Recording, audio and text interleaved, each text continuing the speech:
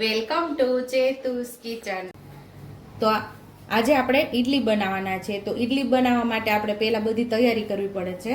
તો એના માટે આપણે 3 વાટકી જેટલા ચોખા લીધા છે અને 1 વાટકી જેટલી અડદની દાળ લીધી છે। 1 વાટકી આપણે ચોખાના પૌવા લીધા છે અને અડધી ચમચી જેટલી આપણે મેથી લીધેલી છે। આ બધું આપણે આખી રાત પલાળી અને સવારે આપણે પીસી અને એનું બેટર તૈયાર કરવાનું હોય છે અને પછી 4 થી 5 કલાક સુધી એનો આથો લાવવાનો હોય છે। તો એક દિવસ અગાઉ આપણે આની તૈયારી કરવી પડે છે। તો એના માટે આપણે 3 વાટકી ચોખા લઈ લીધા છે અને 1 વાટકી અડદની દાળ અને અડધી ચમચી જેટલી મેથી અને એક વાટકી નાની પૌવા લઈ લીધા છે અને આ બધું સરસ મિક્સ કરી અને પલાળી એક સાથે મિક્સ કરી અને ધોઈને પલાળી દેવાનું છે।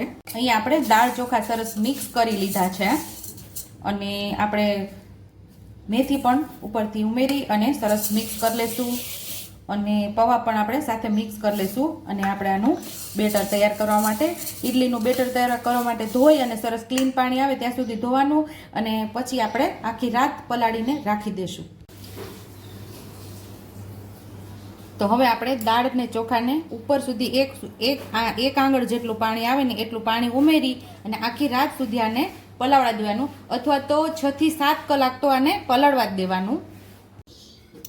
તો આપણે દાળ ચોખાને તો આપણે આખી રાત સુધી આપણે આને પલાળી દીધા છે। આવી રીતે આપણે દાળ જોશું તો 2 કટકા થઈ જાય છે, એકદમ મસ્ત એવી પલળી ગઈ છે દાળ પણ પલળી ગઈ છે અને ચોખા પણ પલળી ગયા છે। તો આપણે પાણી નહીં ઉમેરીએ, પાણી કાઢીને આપણે દાળ ચોખાને ઉમેરી અને પીસી લેવાનું છે આવી રીતે।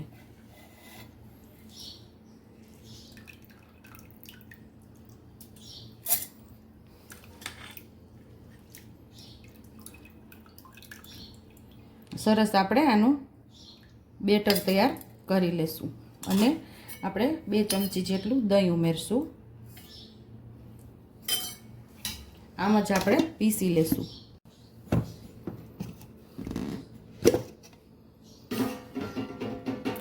તો બેટરને આપણે આવું દરદરું પીસવાનું, બહુ એકદમ દરદરું નહીં, આમ સેજ એવું દરદરું આપણે ઈડલી માટે પીસવાનું છે। તો આપણે અત્યારે ઈડલીનું ખીરું તૈયાર કરીએ છીએ। તો આપણે ઈડલીનું બેટર આવી રીતે બધું તૈયાર કરી લેશું।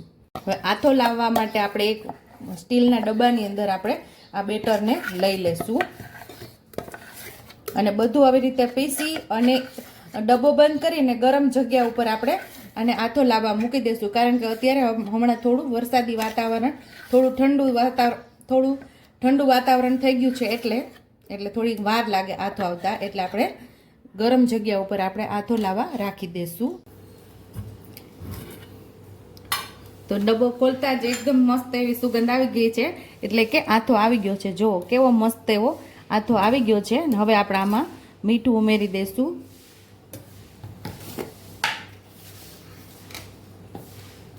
સ્વાદ મુજબ આપણે મીઠું ઉમેરી દઈશું। સરસ આપણે મિક્સ કરી દઈશું, કારણ કે બહુ આપણે નહીં હલાવીએ, નહીંતર આપણો આથો જે ફ્લફી થયો છે ને એકદમ એના જે કણ એકદમ ફૂલી ગયા છે એ બેસી જશે। આવી રીતે આપણું રિબિનને જેમ આપણું બેટર થવું જોઈએ તૈયાર, આવી રીતે આપણું બેટર તૈયાર કરવાનું, એટલે આપણી ઈડલી પણ બહુ મસ્ત એવી તૈયાર થશે। તો અહીંયા આપણે મીઠું સરસ મિક્સ કરી દીધું છે અને આપણે ઈડલી સ્ટેન્ડની અંદર તેલ લગાવીને ચીકણું કરી લીધું છે અને હવે આપણે અમે ઈડલીના સ્ટેન્ડની અંદર એટલે કે મોલ્ડની અંદર આપણે બેટર ઉમેરી દઈશું।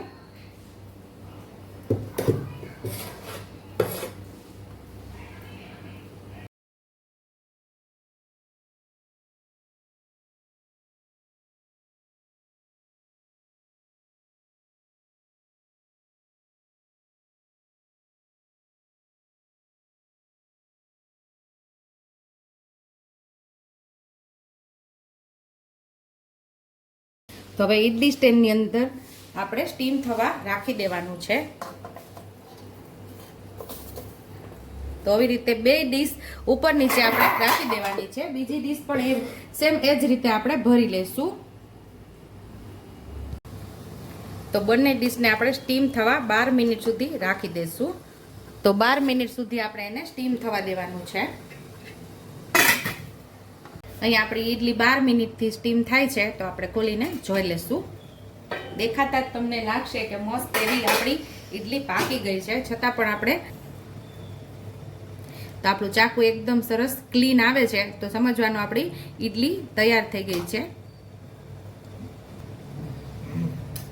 આપણી બે ડીશ મસ્ત એવી સ્ટીમ થઈ ગઈ છે તો હવે આપણે આને ઠંડી થવા દઈશું. ઈડલી મોલ્ડમાંથી આપણે ઈડલીને અલગ કરી લેશું.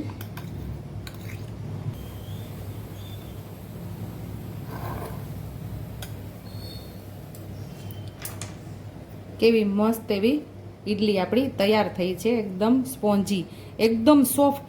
તો તૈયાર છે અહીંયા આપણી ટેસ્ટી એવી ઈડલી અને સાંભારની રેસીપી આપણી ચેનલ ઉપર તમને મળી જશે. જો તમને મારી રેસીપી પસંદ આવી હોય તો મારી રેસીપીને લાઈક કરજો, શેર કરજો, સબસ્ક્રાઇબ કરજો, બેલ આઇકોને દબાવતા ભૂલતા નહીં અને કમેન્ટ બોક્સમાં કમેન્ટ કરજો કે મારી રેસીપી કેવી લાગી. તો આવજો.